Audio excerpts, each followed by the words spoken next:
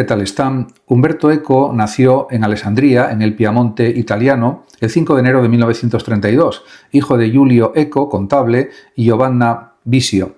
Creció en una Italia atravesada por el fascismo y la guerra, experiencia que marcaría su desconfianza permanente hacia los discursos totalizantes y su interés posterior por analizar cómo se construyen los relatos de poder.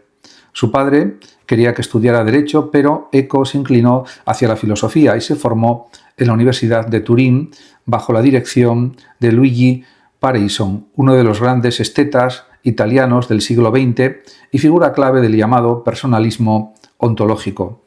Además, hay que señalar también que su tesis doctoral, defendida en 1954, versó sobre la estética de Tomás de Aquino y sería publicada en 1956 como El problema estético en Tomás de Aquino. Este trabajo temprano ya revela un rasgo que acompañará toda su producción: el interés por el pensamiento medieval, no como curiosidad anticuaria, sino como laboratorio conceptual para entender categorías estéticas como orden, proporción, claridad, etc., que siguen operando de forma transformada en la cultura actual. Tras abandonar la fe católica en su juventud, Eco desarrolló una postura agnóstica que, sin embargo, nunca abandonó el interés por lo religioso como fenómeno cultural y semiótico. Trabajó primero en la RAI, la Radiotelevisión Pública Italiana, experiencia que lo puso en contacto directo con la cultura de masas, la televisión y la comunicación popular en un momento en que Italia vivía su propio boom económico y mediático. Esa cercanía con los medios de comunicación, lejos de la torre de marfil académica, resultó decisiva. Eco fue uno de los primeros intelectuales europeos en tomarse en serio el cómic, la televisión, la publicidad y la cultura pop como objetos legítimos de análisis filosófico y semiótico, en una época en que la Escuela de Frankfurt tendía a mirar esos fenómenos con desdén como industria cultural. También en los años 60 del siglo XX se vinculó al llamado Grupo 63, un colectivo de escritores y críticos italianos de vanguardia que buscaba renovar la literatura y el pensamiento cultural italiano, rompiendo con las formas narrativas tradicionales. En paralelo comenzó su carrera docente, enseñó estética en la Universidad de Turín, luego en Milán y en Florencia, hasta asentarse definitivamente en la Universidad de Bolonia, la más antigua de Occidente, donde en 1971 fundó y dirigió durante décadas el primer programa europeo dedicado sistemáticamente a la semiótica. Fue en Bolonia donde Eco construyó su identidad académica más reconocible, la de fundador institucional de la semiótica como disciplina universitaria en Italia con proyección internacional. Murió en Milán el 19 de febrero de 2016 a los 84 años, dejando una obra que combina de manera única el rigor filosófico, la erudición medievalista y el éxito editorial masivo como novelista también. Además, también hay que reconocer que la semiótica como proyecto filosófico fue una de sus grandes tareas. Conviene aclarar algo que suele confundirse. Eco no fue profesor de filosofía en sentido estricto durante la mayor parte de su carrera, sino profesor de semiótica. Primero cátedra de estética en Turín y Milán, después cátedra de semiótica en Bolonia. Pero esta distinción académica es engañosa, porque para Eco la semiótica era una forma de filosofía, una teoría general de los signos que permite entender cómo los seres humanos producen sentido, mienten, interpretan, malinterpretan y construyen cultura. Su obra teórica fundamental en este terreno es Tratado de Semiótica General de 1975, un intento sistemático de construir una teoría unificada de los signos que integrara la semiología estructuralista de raíz saussuriana con la semiótica pragmatista del filósofo norteamericano Charles Sanders Peirce. De Peirce, Eco tomó la noción de que el signo no remite directamente a un objeto, sino que genera un interpretante, otro signo que lo explica en una cadena potencialmente infinita. Lo que él llamaría después semiosis ilimitada. Esta idea es central para entender toda su filosofía. El significado no es una esencia fija que el intérprete simplemente descubre, sino el resultado de un proceso cultural, histórico y colectivo de interpretación. De ahí se desprende uno de los ejes más importantes de su pensamiento, la tensión entre la libertad interpretativa y los límites de la interpretación. En los años 80 del siglo XX y en los años 90 también, cuando el deconstruccionismo y ciertas corrientes del postestructuralismo llevaron la idea de la muerte del autor y la indeterminación del texto hasta posiciones que para Eco rozaban el relativismo absoluto, todo texto significa cualquier cosa que el lector quiera, Eco reaccionó con una serie de obras que buscaban poner coto a esa deriva sin regresar a un ingenuo objetivismo del significado. Sus libros Lector in Fábula, de 1979, Los límites de la interpretación, de 1990, y también su libro Interpretación y sobreinterpretación, de 1992, este último recogiendo un debate con Richard Rorty, Jonathan Kuller y Christine Bruck-Rose, desarrollan esta idea central. Un texto propone una intención de la obra, intentio operis, distinta tanto de la intención del autor, intentio autoris, como de la intención puramente subjetiva del lector, intentio lectoris. El lector es libre de interpretar, pero el texto, como estructura, como sistema de coherencia interna, puede falsear ciertas lecturas por ser simplemente incompatibles con lo que dice. No cualquier interpretación vale lo mismo. Esto para Umberto Eco es evidente. Este es probablemente el núcleo más propiamente filosófico del pensamiento de Eco, una defensa de la racionalidad interpretativa frente a dos extremos que él consideraba igualmente empobrecedores: el dogmatismo de un significado único y cerrado y el relativismo de una interpretación sin ningún criterio de validación.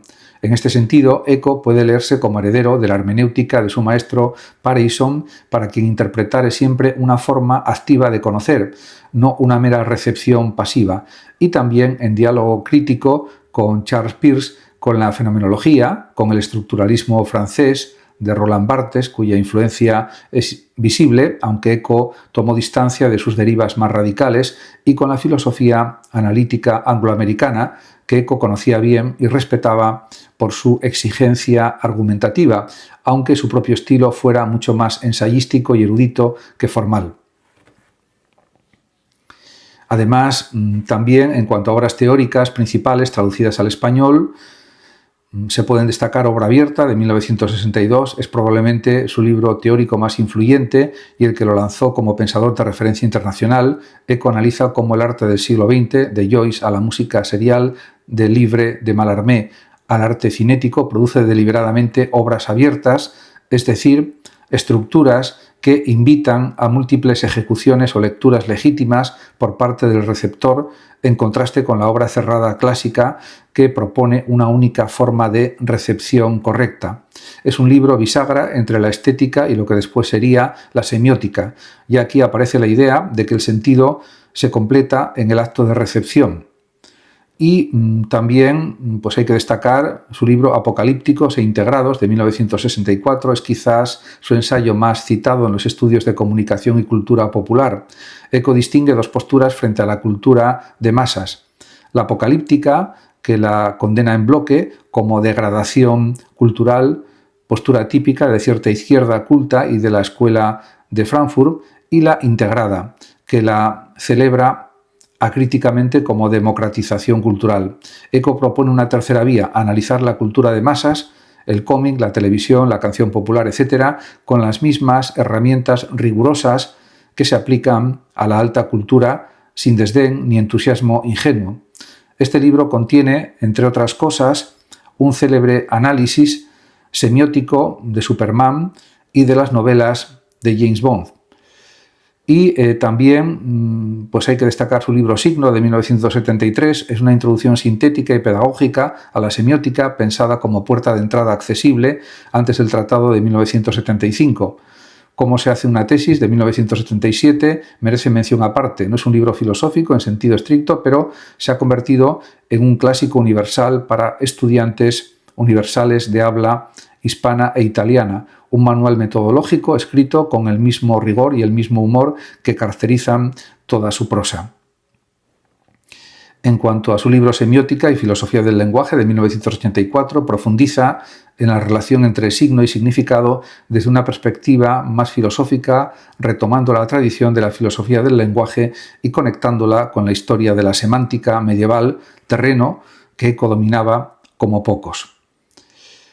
También hay otra de sus obras, que es Los límites de la interpretación, de 1990, y Kant y el ornitorrinco, de 1997, que representan su producción teórica más madura. En este último, Eco se pregunta, con el título como metáfora, cómo el sistema de categorías de una cultura tiene que ajustarse cuando aparece un objeto real como el ornitorrinco para los naturalistas europeos del siglo XVIII, o conceptual que no encaja en ninguna casilla previa. Es una reflexión sobre la percepción, la cognición y los límites del constructivismo radical. Para Eco hay un núcleo duro de la realidad que resiste a la interpretación arbitraria, aunque el conocimiento de ese núcleo esté siempre mediado culturalmente.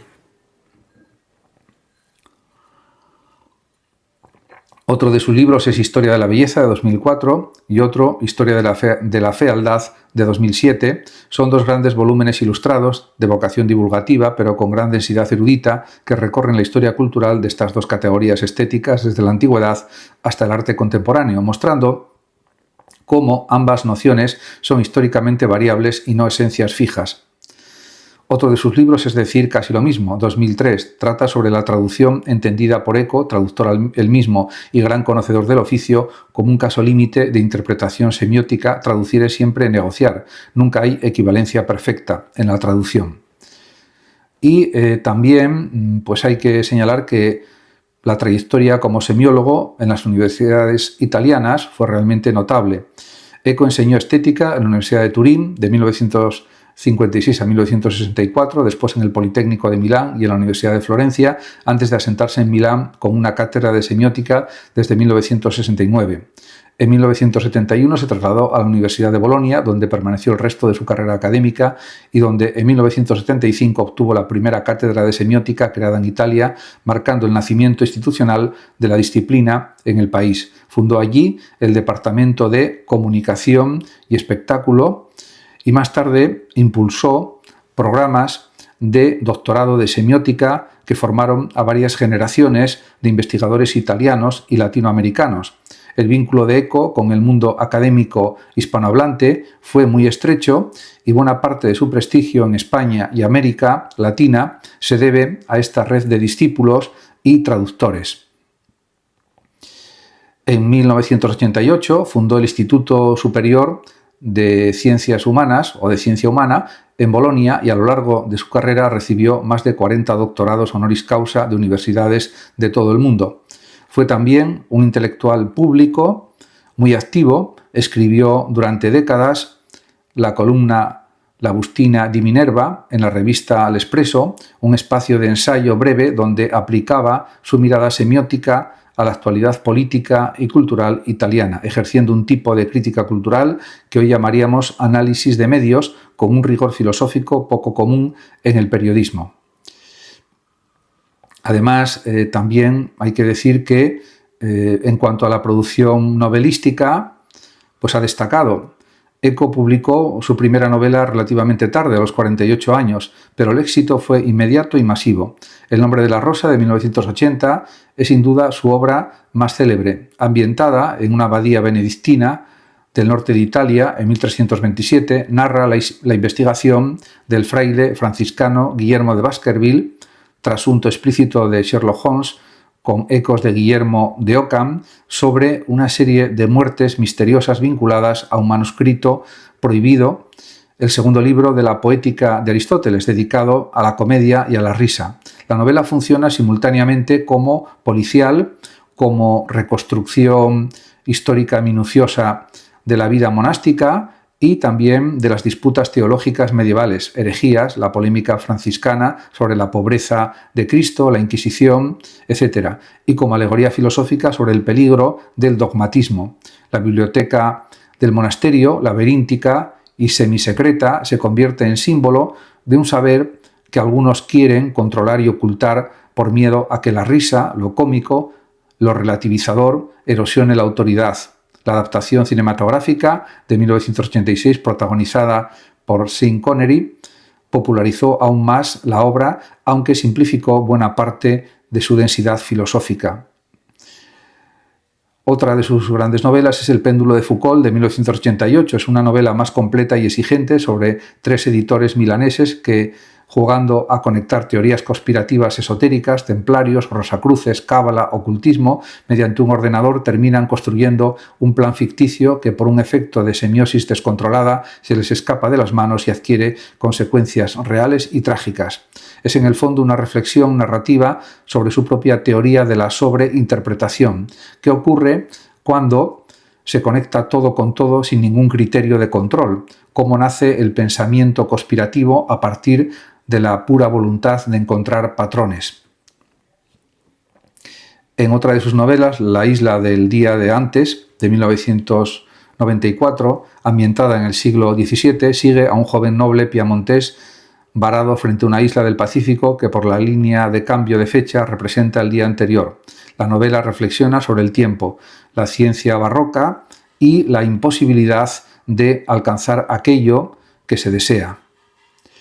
También está su novela Baudolino, del año 2000, narra con gran humor las aventuras de un embustero medieval piamontés que participa en la corte de Federico Barbarroja y protagoniza la búsqueda del legendario reino del Preste Juan, explorando el poder narrativo de la mentira y la leyenda como motor de la historia.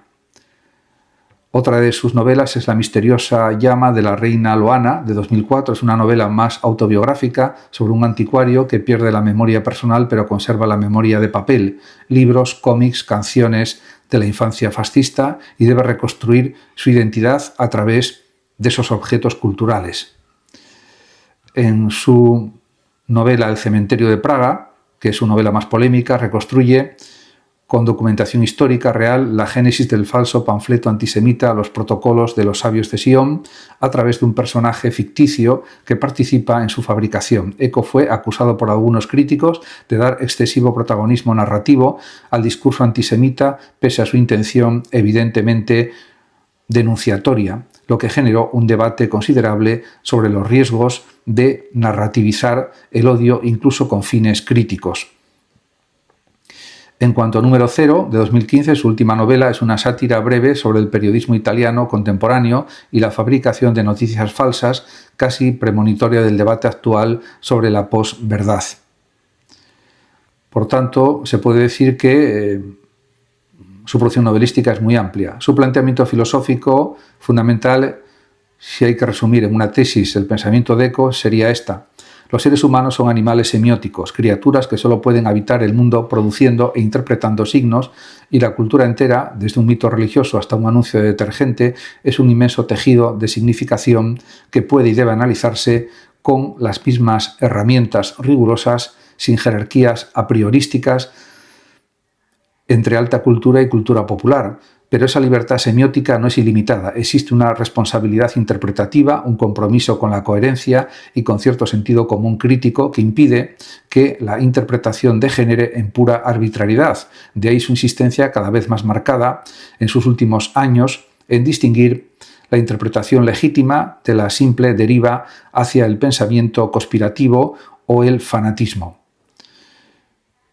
Sus influencias más determinantes fueron Tomás de Aquino y la estética medieval, vía Parison, que le dieron el gusto por el orden conceptual y el análisis minucioso, Peirce, de quien tomó la semiótica pragmatista y la idea de semiosis ilimitada, el estructuralismo francés, Barthes, Greimas, del que adoptó herramientas de análisis narrativo, aunque discrepara de sus consecuencias más relativistas, y James Joyce, sobre quien escribió también un ensayo temprano, Las poéticas de Joyce, y a quien consideraba el gran modelo de obra abierta, y la tradición de la filosofía escolástica y la lógica medieval, terreno de erudición que ningún otro semiólogo contemporáneo o coetáneo suyo dominó con la misma profundidad. Muchas gracias a todos por su atención y hasta mi próximo vídeo. El que lo desee puede compartir este vídeo, darle like o suscribirse a mi canal de YouTube, que ya dispone de más de 13.700 vídeos. Hasta siempre.